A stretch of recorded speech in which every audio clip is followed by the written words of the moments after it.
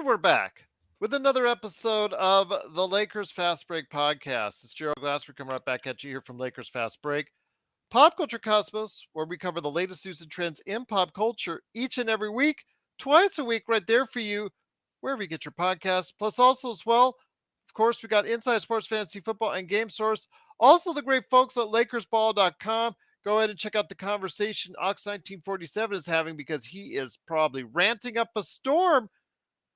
Half of it's good for him because his alma mater, San Diego State, won, but half of it's bad because of what happened with the Lakers, and you'll find out at LakersBall.com.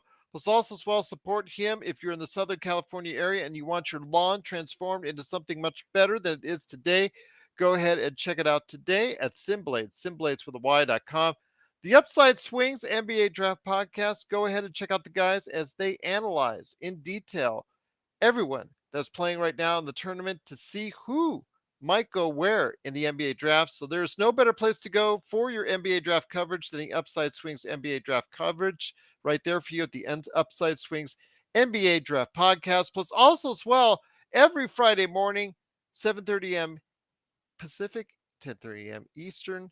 It is Magic Man in the morning, giving you the lowdown on what's going on with life, the NBA, sports, and so much more. Go ahead and check it out Friday, wherever you get your YouTube on the Lakers Fast Break channel.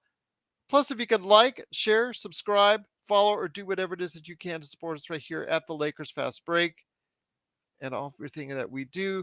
All the great shows, all the great things that we cover, including Lakerholics.com. It is sincerely appreciated. Well, the Lakers got some great news this morning, much earlier than expected, when LeBron James announced that he had been moved up from doubtful to playing. And everybody got excited because for the second time in his career, LeBron James would be coming off the bench, and with the team mired knee deep in the waters of the Western Conference playoff run, just 2 games out of 4th place coming into today. It looked really good for the Lakers. D'Angelo Russell, unfortunately, still out with the hip soreness, and Mo Bamba still out. But LeBron James coming back in the lineup. What could go wrong today against the Chicago Bulls? Well, unfortunately, everything went wrong for the Lakers as they pulled a dud out of the hat. Unfortunately, the defense was absolutely miserable. No rotations. Chicago out they just absolutely just shot the lights out on the Lakers, especially in that first half. One time over 60% from 3. They ended up 45% from 3, 54% overall as a team.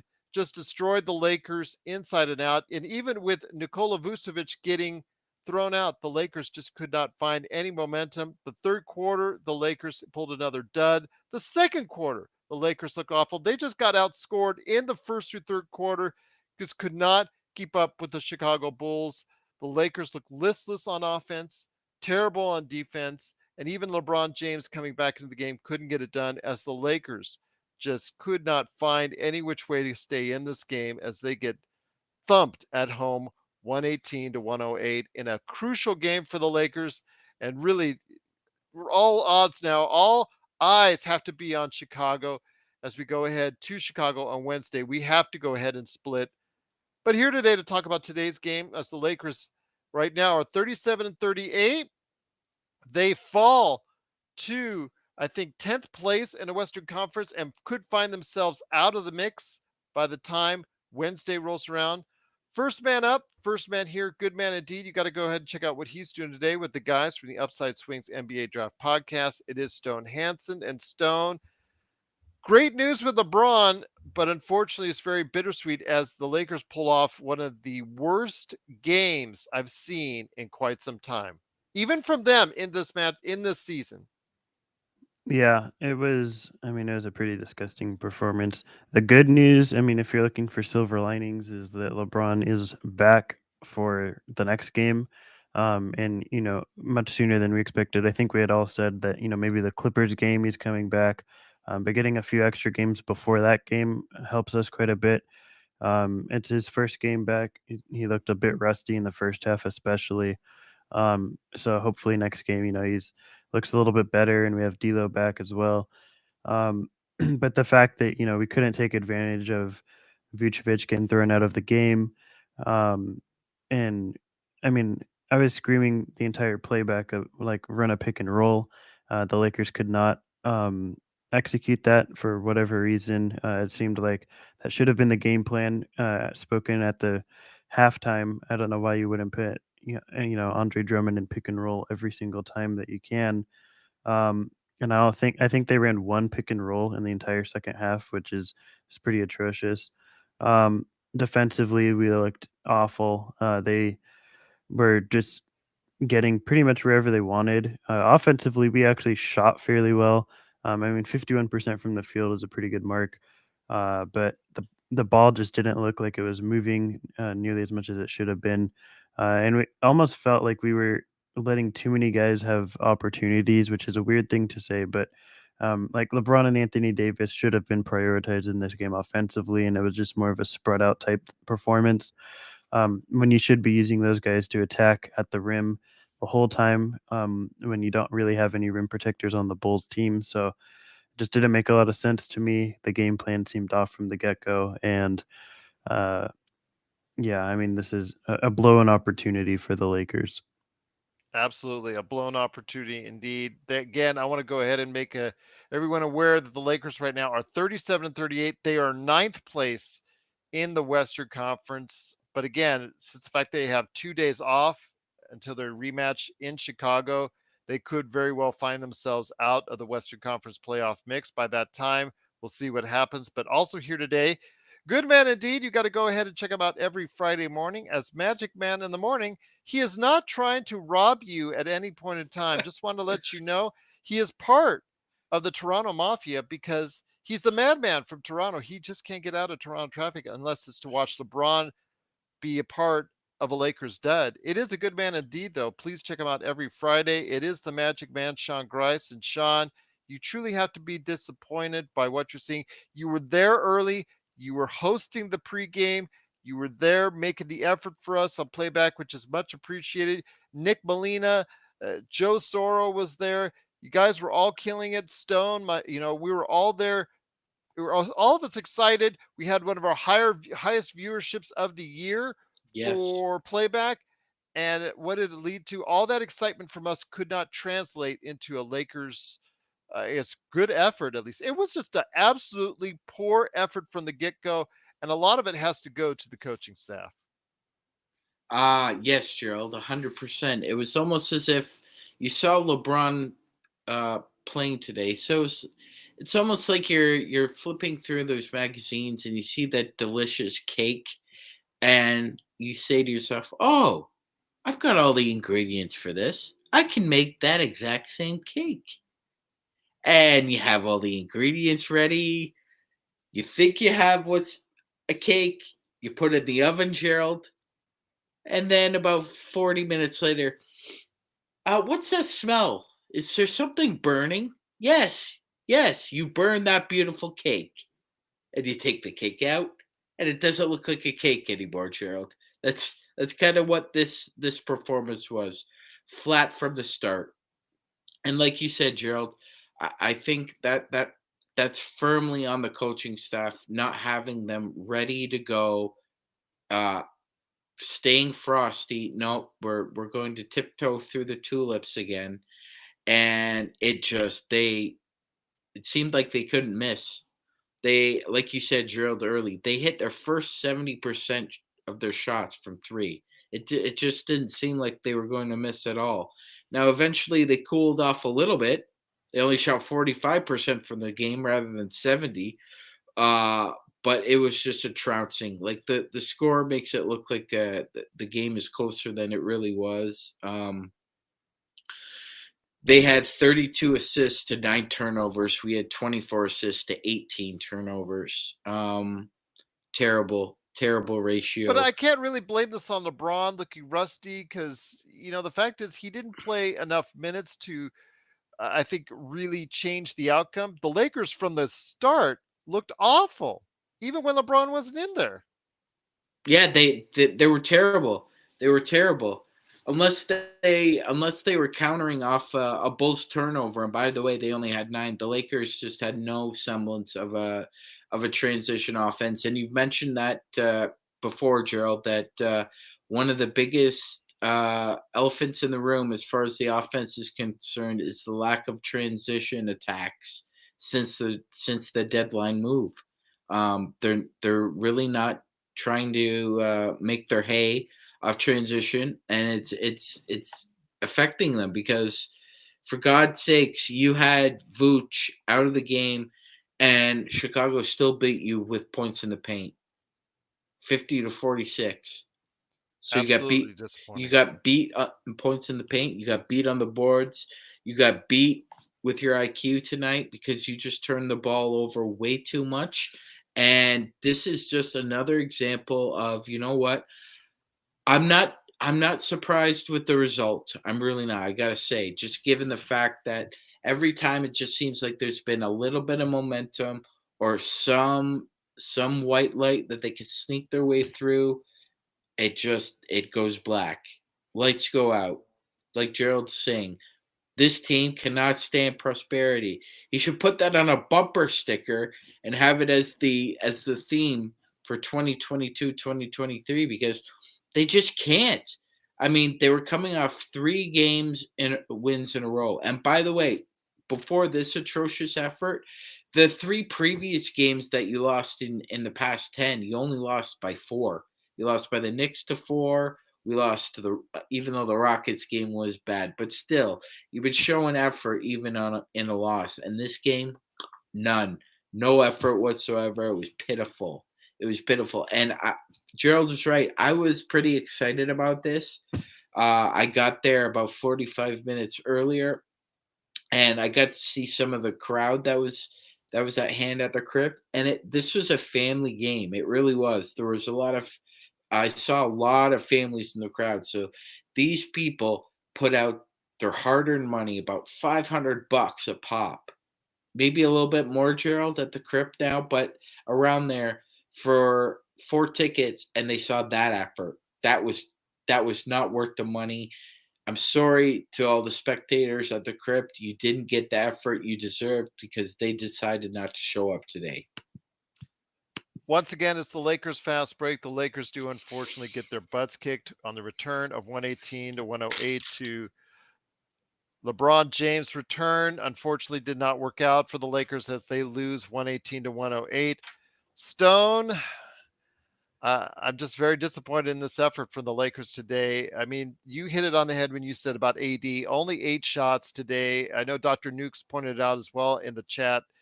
It's just very disappointing effort. AD, on top of everything else, jammed his finger trying to catch a pass in the second half.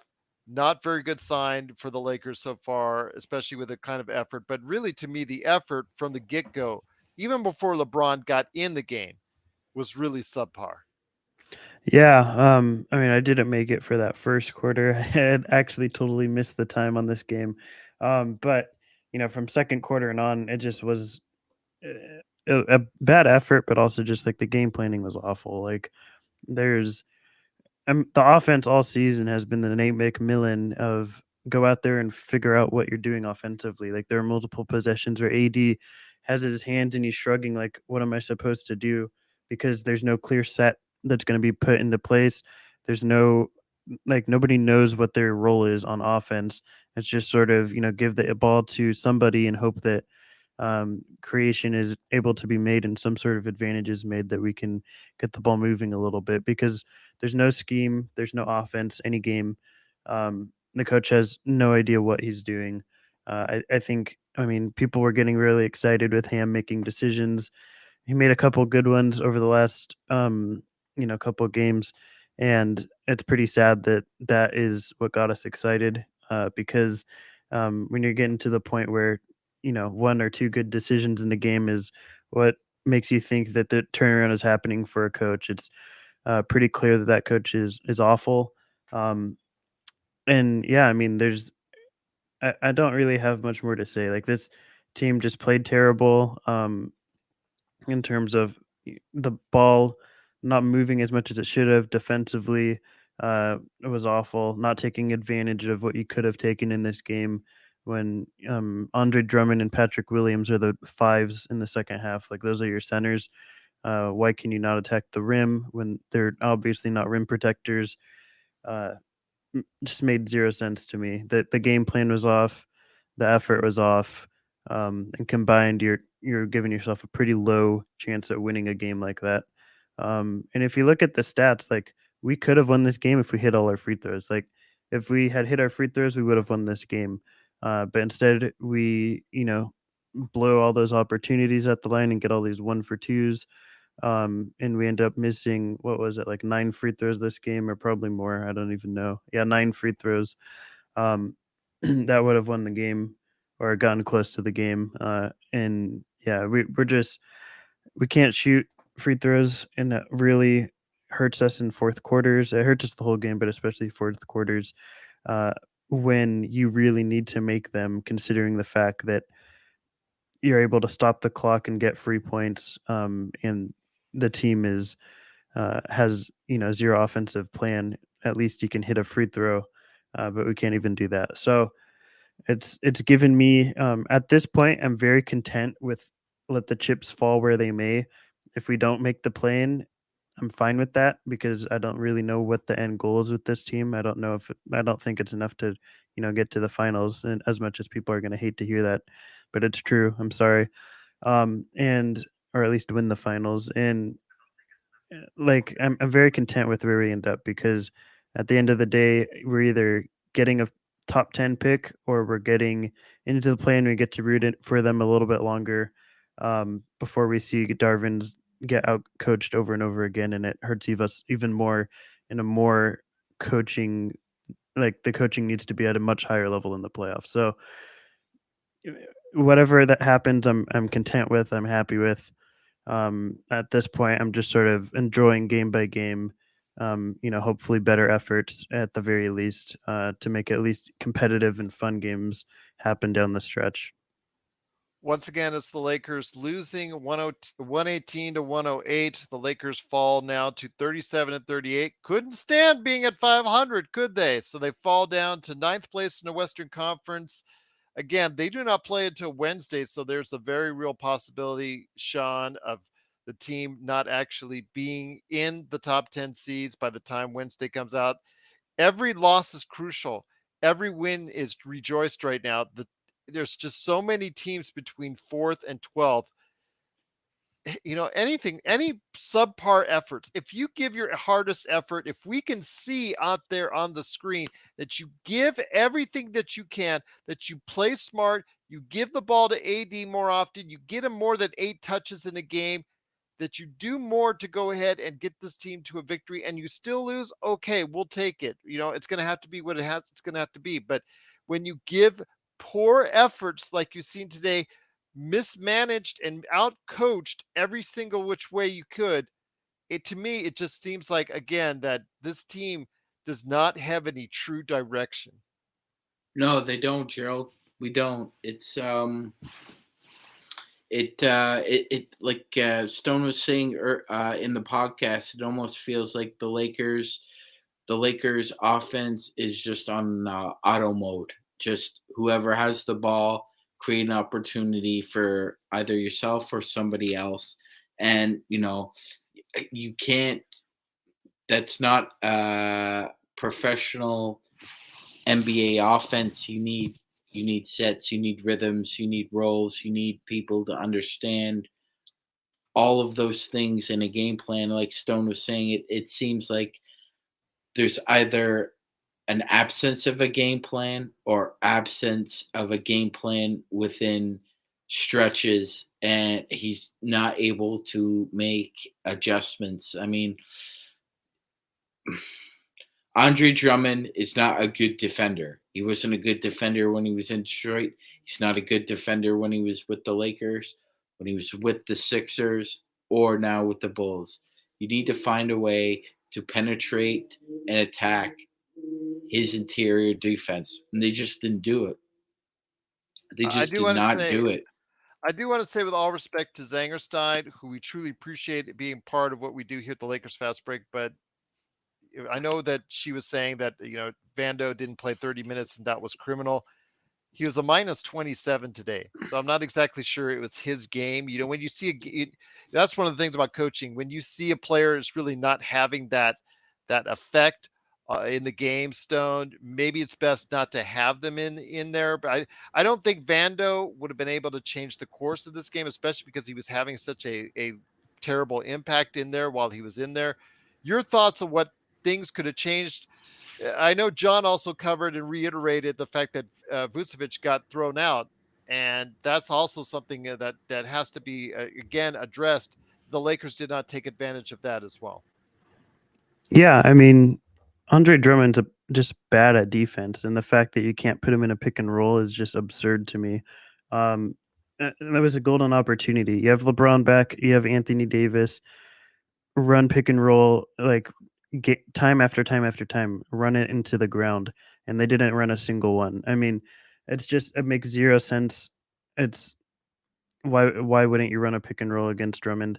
Um, the team can. I mean, LeBron is one of the best passers, right, in the league, and Anthony Davis is one of the best lob threats. And Andre Drummond's one of the worst rim protectors. Why would you not run it over and over again?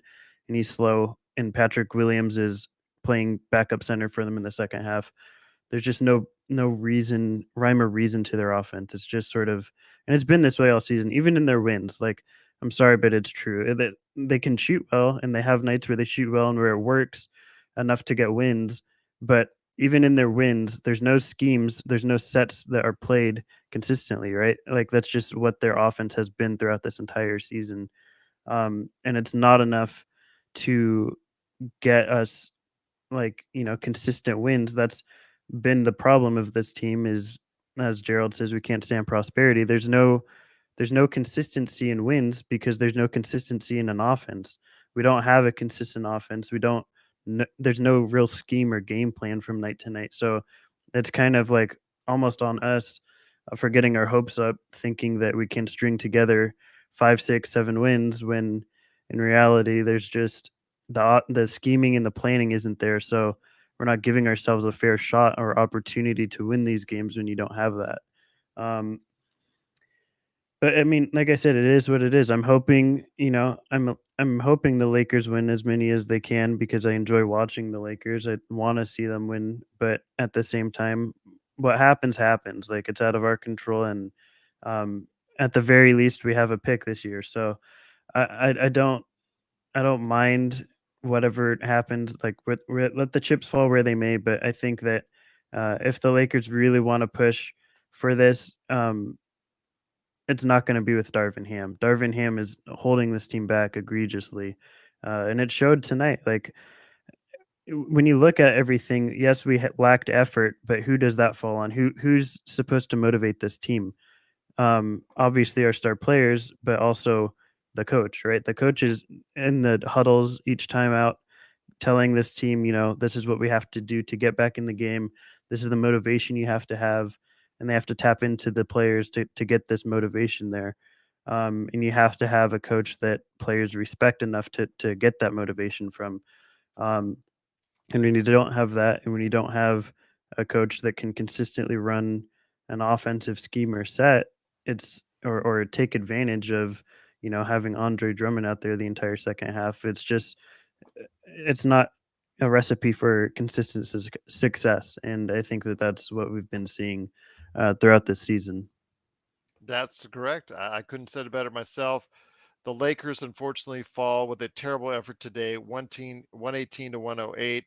Sean, I mean, Stone said it very astutely that about what the Lakers are going through right now. This team is very up and down. This team is reflective of its record at 37 and 38. They just cannot find any consistency. And the problem is, with just a few games left in the season, they have to find some consistency and win some games. Otherwise, they're just going to be, like Stone says, at the very best, they're going to be an early out for any playoff team. Oh yeah, Gerald. I love basketball. You know it's one of my loves, man. I don't love a whole lot of things in life, but I do love this game. And when you love something, you got to be truthful about it. And look, man, if we make the playoffs, we're gonna get popped in about 5 games. We might win one, but I'm skeptical we can even do that. I think we're definitely gonna get popped if we play somebody like a Denver or even a Memphis. Sacramento could pop us in 4. Actually, I hate saying that, but just the way we are schemed up and just for whatever reason, and Stone said it best. I think Ham is the one holding this team back. Uh, Um, Adam, just Adam, Adam disagrees on that, and I have to respectfully disagree with him. I mean, he's clearly been outcoached on several occasions this year, and today was certainly one of those occasions. Yeah, he was definitely out coached today. That's it's very clear. Billy Donovan outcoached him. It's 100%. Um, I don't think we're too hard on him. We have given him a pass actually, because of the lack of talent that he's has been put around him, given with the Rush trade. Since that trade, they've gone 12-7. But again, I'm with Stone. I'm with Gerald. I think I'm with a lot of other people that say the talent's improved, and that might improve his record, but it doesn't change the fact that he's still an incompetent coach. He's not a good coach. He's not. I wouldn't put him in the top 20 coaches in the NBA. And we talked during the playback that he's probably more in the bottom 5. Like you're at you're around Jason Kidd, Dwayne Casey, Steven Silas level as far as coaching. You just have better talent than those guys. But that's the problem. You're not utilizing that better talent to consistent winning. Yes, I understand the Lakers have been injured in many ways a good portion of the season, but there should be, even after the trade, Stone, there should be ways where we're finding more victories. We're finding losses more ways than one. We're finding ways to lose more than we are finding ways to win. Yeah, that's the thing is we've had this team now after the trade deadline for a while now, enough to have a sample size to know like Ham knows what he's working with. Yes, we've had LeBron injured for the majority of that, but that's the time period that you're able to find out, what does the rest of the team offer. Because LeBron's going to be able to find himself a way to fit in with the team regardless. He's that level of talent. He's that level of player that knows so much about the game and knows how he'd be able to adapt and adjust to players around him.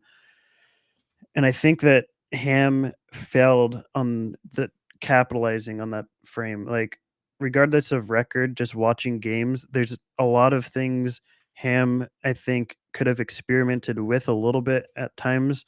Um, he's stuck on these 2 guard or 3 guard lineups. We didn't see the 3 guard, thankfully, today, but he's stuck on this. Um, he has like defensively, you can figure out what you need to do defensively with LeBron not there and when AD sits out. And I don't think he's found a consistent answer for that either. Um, I think, to be clear, the talent defensively on this Lakers team is pretty subpar. Like, Anthony Davis is pretty much the linchpin for this defense. I think that some night Schroeder plays really, really hard and is locked in and can be an effective point of attack defender. I think that Vando is obviously a very talented defender. But then outside of those 3 guys, it's sort of you're hoping you get some sort of effort from somebody on any given night. There's not really like a consistent defensive talent that you're able to look at and be like, if the offense isn't clicking because we have no offensive scheme, at least we can hold our own defensively and get back in the game that way. But when AD sits out, you just see like the defense collapses. Wenyan is obviously he is what he is, and we shouldn't put like AD expectations on him because it's unfair to him. But he's not a rim protector, so it really hurts us when AD sits because that is our defense. It's like we get blown by on the perimeter if it's not on Vando, so we have to have someone at the rim protecting it. And if AD's sitting, we don't have that. So I think that there's just issues beyond the coaching too. I will say, like, I think that we need more defensive personnel. But the biggest issue at the moment for me, at least that I'm seeing consistently, is the lack of offensive game planning and defensive game planning from Ham, and I think that that seems to be the single biggest factor. Even though I don't think it's the only factor that the Lakers are inconsistent. Once again, it's the Lakers fast break. The Lakers do fall 118 to 108. Stone, I'm going to say that the Lakers are not as deep. I've said this actually going in the past couple of weeks that they are better, they are deeper, but they are still not where they need to be. There are still significant holes in the roster. Do you agree, Stone? Oh yeah, like even after the deadline, I know people were excited, and we did improve. There's no question about that. We improved by subtraction with Westbrook, but also by addition with the pieces we got back. The the big issue for me has for a long time been point of attack defense. We haven't really had that since Caruso left. I know people wanted Patrick Beverley to be that. He wasn't, at least not to the level we needed. Um, Schroeder is that depending on the game. It's just inconsistent with him. Uh, we point of attack defense and perimeter defense is the biggest issue, I think, in terms of holes that need to be filled, as well as backup center and a backup rim protector.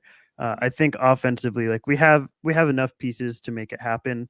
Obviously, like a coach that implements some sort of offensive system on a night to night basis would be able to take advantage of the aspects of offense we have. But I think we have the pieces for that. I think defensively is the bigger holes that we have in terms of roster. And I think that it comes from both perimeter defense and then, like I said, a backup rim protector. Those would probably be the biggest needs I'd look to fill this offseason. Sean, I want to ask you this. This is the game we had to have because now the Lakers are going out to close the season almost with 7 games left. 5 of them are on the road. The next 5 games are on the road. So it doesn't get any easier for us. And it starts Mm-mm. on Wednesday in Chicago for the rematch, which again, you're going to have Vucevic back for probably, I'm assuming, a full 4 quarters.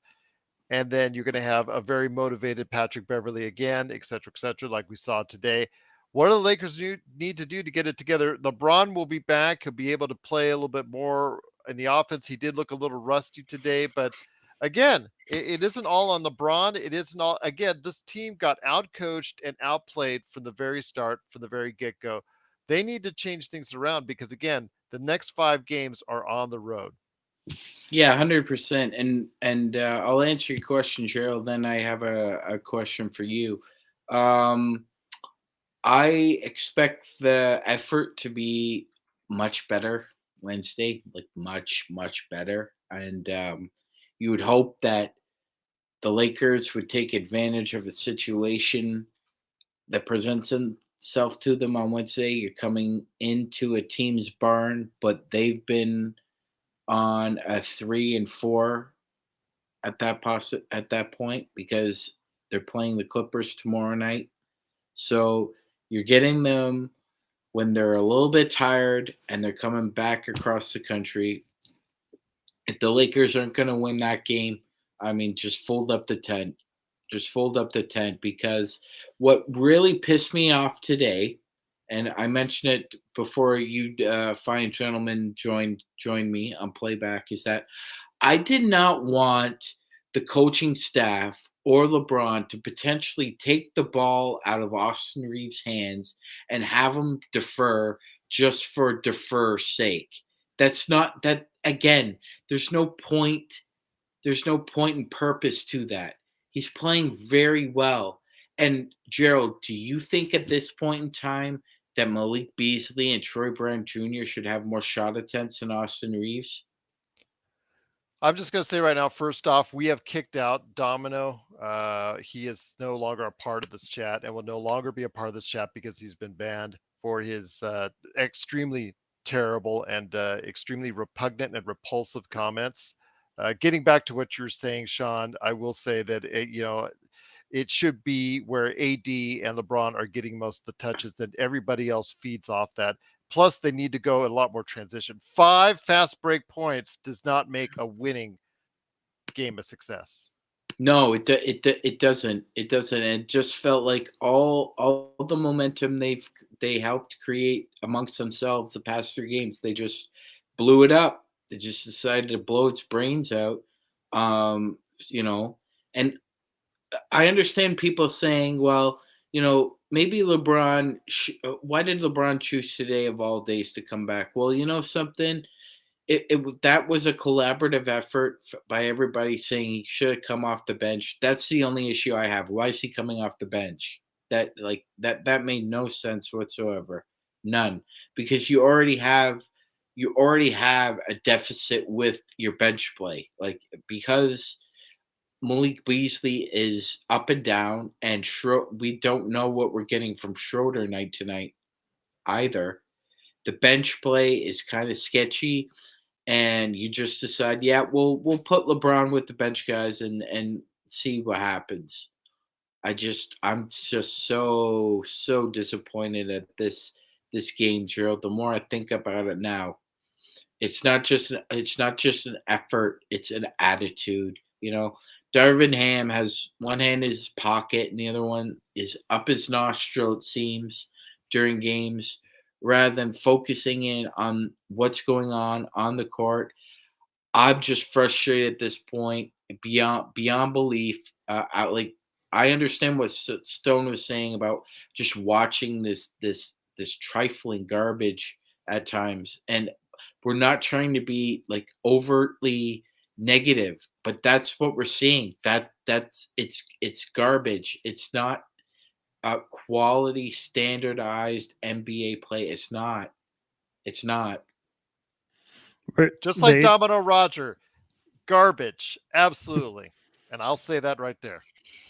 there's this is two different teams, right? We see on good nights we see a really really good Lakers team that click offensively, not necessarily due to scheme or offensive planning, more due to the fact that they're just connecting with each other as players. And that works really well, and we'll have good nights, and we shoot well, and we defend well, and we're locked in defensively. And there's other days like today where we're just bad. And I think when you have that sort of inconsistency, you're just expecting like you know a ton from a team like that is just setting yourself up, I think, for failure, because it's false hopes. Because even though that consistency, you're hoping that it improves, it only gets exploited more, that inconsistency, when the playoffs come around like that. I don't know how much I can stress this, but like that sort of thing gets exploited more and more. And yes, they might be more intense when they play in the playoffs, but coaching is a huge factor in playoffs, and Ham has proven that he's going to be consistently outcoached in that regard. I think that the Lakers, at this point, their focus, people really wanted the play off seed, like a top 6 seed, and I really think that that's the best possible outcome for the Lakers. Is it's still like plausible. There's still a route to that, and I would love for the Lakers to be able to avoid the play in. That's, I think, the goal for every team that's in this position. But I think at this point, going game by game in trying to just stay in the play in should be the goal for the Lakers, and what Lakers fans should really be like hoping for at this point. Because I mean, there is a chance that like it's not out of the realm of possibility by any means that the Lakers fall out of the play-in. Like that's not like something that's obscene to say that Well, it because they, could. they have 2 days off. They don't play Yeah, until Wednesday. They could very well find themselves in 11th or 12th place by the time all is said and done. exactly. And I think that just fighting for that play in is what we need to be looking at. Like just first have to get to that hurdle of just being a play in. So that has to be, I think, the main focus. And I think that it should be the main like goal for the Lakers is just make that play in first, because that's really what we're after, whether it's a playoff or a play in. At this point, I don't really care. I would love a playoff seed, but if we want to see more Lakers and more in the postseason, just making that play in, I think, is what we should be focusing on. Because trying to look too far ahead might be a factor in what is getting the Lakers into this sort of trouble. Once again, it's the Lakers fast break. It is the Lakers, unfortunately, losing, getting their butts kicked in LeBron's return, 118 to 108. Sean, I want to go ahead and say back to you right now, my friend. When you see this kind of lack of effort, does it concern you, especially with D'Lo also sitting out with the hip soreness? Do you think it's something that unfortunately you're very sad to see as we go out on this 5 game road trip? Yes, I am concerned, Gerald. This is a Sunday afternoon game. You've just won 3 in a row, and you lay an egg.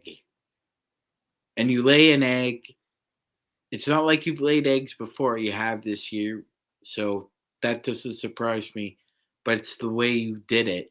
You just came out, as you said, Gerald, and a perfectly succinct and perspicacious word, listless.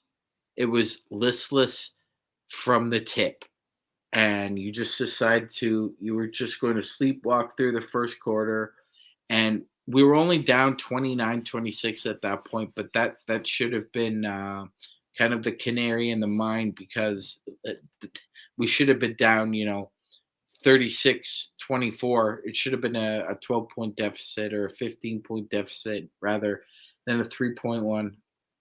And then the third quarter comes around, and invariably Darvin Ham struggles again in the third quarter. The Lakers, down by as many as 19 in the first half, get it down to 8 a half. Then all of a sudden, Bulls hit a three. Bulls hit another three. And you would think at this point maybe Ham calls a timeout. You're down by 15. Nope. Next possession, missed shot. Bulls come down the other end. It's an easy transition bucket, and then he calls a timeout. That 9-0 lead was huge, and it's just another example of his lack of attention to detail as a coach from a fan's perspective, because you've had troubles in the third quarter. We're the worst team in the third quarter, and instead of doing the best thing possible, which is call timeout because it's getting away from them, you decide, no, they're professionals. I'm just gonna watch. Right, Gerald? That's what Jason Yep. Kidd says. I'm just gonna watch. It seems like Darvin Ham does a lot of watching too, and he watched that lead balloon to 17 points. And It was actually at 20 at one point in time. Yes. Absolutely. So, yeah. So you're down 17 now with no D'Angelo Russell. By the way, you haven't played Jared Vanderbilt much at all in the third quarter. You played him 2 minutes. And you're not playing Rui, and you don't play Rui, and the reporters ask you why you don't play Rui, and your response is because there aren't enough minutes to go around. End quote. Once again, it's the Lakers fast break. The Lakers do lose 118 to 108. Stone, getting back to you. Before I do, I want to go ahead and thank everyone in the chat, except for that one individual who keeps trying to troll, and let you know that you will not continue to troll. I am banning you as soon as I see you. So you're garbage, you're worthless, and you're a piece of crap. So hit the road. Go ahead and go somewhere else, because you're not wanted here with all the crap that you're putting out there. And we're just trying to ban you as fast as I see you. So I will continue to ban you as fast as I see you. So that being said, I'd love to also ban I'd love to also ban the process of being able to have no motion in the offense. Absolutely no motion in the offense. Absolutely just no rotations in defense.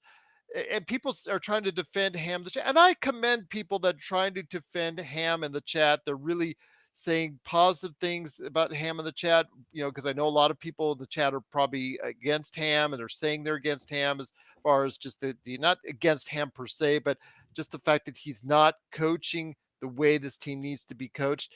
True, the Lakers have had bad luck on more than one occasion this year, but there's also been quite a few coaching issues that have prevented us from being in a better place than where we're at. Yeah. I mean, as far as like the offensive standstill thing, like that, I think it just comes from a place of confusion with this team, because nobody really knows what their role is offensively. When you don't have a scheme or system, it's just like you're trying to figure out, you want to make cuts, but you don't want to make the wrong cuts and run into a teammate, or clog the paint when they are about to drive into it. Um, I think a lot of guys are just hesitant to want to move around because they don't know where they're supposed to move to. And I think that that's a huge issue for them.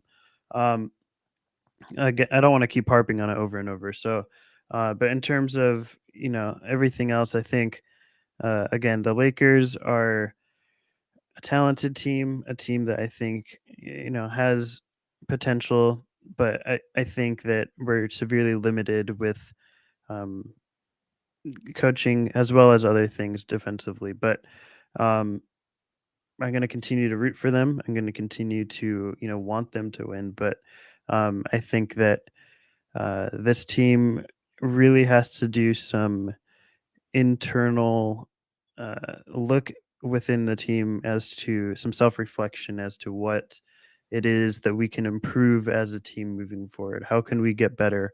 And what are the options and roads to doing that? I think that that has to be the big thing. The Lakers, this coming stretch, this road stretch that they're going to be on, I think it's gonna we're gonna have to be healthy. Number one, like I don't think that we can afford to have D'Lo missing for a longer period of games than maybe next game. But after that, like if D'Lo's missing 3, 4, 5 games, I think this is going to be a super difficult road stretch for us. We're going to have a lot of trouble, being able to get the offense going because D'Lo's actually a big part of that. He's someone that, despite the offensive inconsistency in terms of scheme and sets, D'Lo is one of the catalysts as to what gets that offense going. And once he's able to get into the paint or handle past his point of attack guy, I think things start to fall in place a little bit easier for the team. And without D'Lo being there for a bit of time, it could really hurt us during this road stretch. So I'm concerned about that. But the hope is, again, that the silver lining to everything today was LeBron coming back, and being back during this road stretch hopefully gives a little bit of alleviation to that sort of worry that we may have in terms of the offense falling into place and someone to be the catalyst for it. And I think that um, it's really good to have him back now as opposed to that Clippers game, and getting his legs under him a little bit. Hopefully, by the time those final 3, 4 games come around, he's back to full strength again, and we can finish off really, really strong, and hopefully have a healthy D'Lo back as well. So there is a light at the end of the tunnel in that regard, that we do hopefully have a fully healthy team going into whatever play-in seed we likely have, maybe a playoff, but at this point I'm just really hoping for a play-in, um, and we can go from there once we have a fully healthy team, and whatever happens. Hopefully we make a little bit of noise, and Darvin Ham proves us wrong at the end of the season, and we can all celebrate and look stupid when they when they go much farther than what we may expect currently. One of the things I asked you before I turn it over to Sean is when it comes to the upcoming 5 game road trip, because this was not the way you want to have that kind of momentum going into a 5 game road trip. You do not want to get killed like this. If it's a close loss, okay, that's no problem. The Lakers gave that kind of effort, and things, let the chips fall where they may. But what do you see the Lakers doing on this 5 game road trip? They now need to win 6 of the next 7 games. They now need to win the majority of these games. Can they make themselves, can they put themselves in a much better position than they are now with a successful road trip? Do you see that happening? I don't, because we don't have consistency, right? Like if I had seen before with this team that we can go on a win streak, like, and string together 5, 6, 7 wins, I Our would see. biggest win streak is 5 for the season. Yeah, we have had 5, um, and that came a little bit earlier, but I think that and then those win streaks, it's like we have those, and then we fall back into 1-1 or 2-1, and then 3-2, all these sort of back and forth type things. So I'm not convinced that we'll go 6-7 in this final stretch, but I do think that we have a chance to, hopefully go, um, uh, like 3 or 4 or 5 games we could win out of this and still get ourselves into that play-in position, which is ultimately what we have. But for me, the playoff position, that seed, um, it's been, I mean, since the final 10 game stretch, it's always seemed to me a little bit far fetched for this team in the lack of consistency that we have had throughout the season. Hopefully I'm wrong, but I think that right now the playing is just more the focus for me, and getting 4 games out of this final stretch is really sort of the goal for me with this team at the moment, and more of a realistic expectation, I believe. Sean, I want to ask you this because I was going to save it for you, my friend. The Lakers are coming out on this 5 game road trip. It is highly crucial. It's the season right there in the nutshell for the Lakers on this 5 game road trip. What are you expecting to get done during this 5 game road trip? Yeah, Gerald, I guess we should expect maybe a 3-2 or a 2-3 record, given the fact that they're 37-38. I think though that would be the reasonable expectation. Um, could could the extremes go in either direction? I'm sure they could, but um, I think, Gerald, at this point, I'm resigned to the fact that I understand now as a Laker fan exactly what Darvin Ham is as a coach. And so to me, it's basically Stone's been hinting at it. It's really the onus is upon basically LeBron, AD, and possibly, a couple of other people, but basically the leadership of the Lakers to get them into a playing game because I don't think Darvin Ham is capable by himself. And by the way, should be noted too, and this is important. The deeper you go into the NBA playoffs, the better defenses there are. That's true. But there's also better coaching. The coaching gets extremely better the further you go along. And if you don't have an adequate coaching mind to, say, get into a battle of wits with a Monty Williams or a Michael Malone or possibly a Tyronn Lue, Darvin Ham just isn't on their level. He's not on their level. And I think in a 7 game series, if we don't get popped just based off of a talent and a scheme perspective, we're going to lose because of a coaching issue. And that's going to be a problem. That's going to be a problem indeed. But Sean, you've been fantastic as always, my friend. Want to make sure everybody knows that Sean was leading up and did such a great job for leading us into the pregame on the playback.tv/Lakers Fast Break. Stone, you've got some great things going on with Upside Swings NBA Draft Podcast. So before we close out our Laker thoughts, I want to go ahead and make sure everybody knows what you're doing at the Upside Swings NBA Draft Podcast. Yeah, we're just continuing to chug along with all the player breakdowns, giving detailed analysis on hopefully like at least 60 prospects, probably closer to 100, and everything about their games, as well as like next weekend we'll be doing all of the remaining March Madness games and breaking all that down. And if you want to find out more or find more updates on episodes as they release, you can follow me at report_court on Twitter or the podcast account at Upside Swings on Twitter.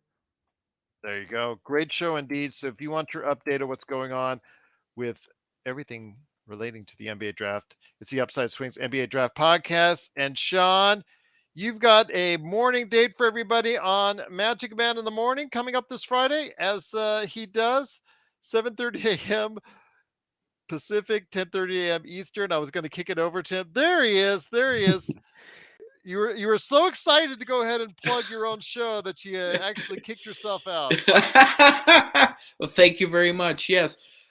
Please like and subscribe to the Lakers Fast Break and tune into Magic Man in the morning Friday, March 31st. We go on usually between 10:30 Eastern and 10:50 Eastern. So 7:30 Pacific is when you probably want to catch us, and it's turning into a great show, and everybody's really enjoying it. So I'm glad it's been met with a positive audience response, Gerald. Absolutely. Great to have everyone here. Everybody outside of the individual that's been trying to interrupt everything that's going on, what we're doing. So, unfortunately, that individual is going to continue to be kicked out every time they try to use ethnic or racial slurs or try to bring anything else in there. So, actually, they can't even see you right now. So, your efforts are fruitless, and just want to make sure everybody knows, because we have the best Lakers chat that's out there right here at the Lakers Fast Break. So you can't interrupt the flow. So sorry, you're gonna have to go somewhere else. So you can watch, you just can't talk, because we're not gonna allow you to. We're gonna allow nothing but a good chat. Some differing opinions. It's been great to see, though, as far as on the side of Ham, on the other side of Ham, on the side of the Lakers. We like to go ahead and have healthy, respectful NBA chats here at the Lakers Fast Break, and I think we did so today.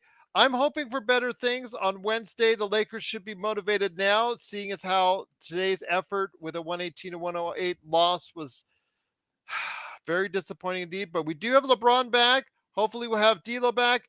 Any last thoughts, Stone, before we head on out? No, I don't think so. I think I've said my piece in this podcast, all that I wanted to say. All right, all right. And then check out your work this week with Upside Swings. Magic Man, any last shots? You started the day with us, my friend. You get to end it as well. Go ahead, Sean. You are on now. Thank you very much, Podfather. And I just wanted to say, although a very disappointing, dispirited effort, yes, ladies and gentlemen, we are only 37 and 38. We're still in a play in position. So that's positive. We need to win 3 in a row again, and quite possibly some more.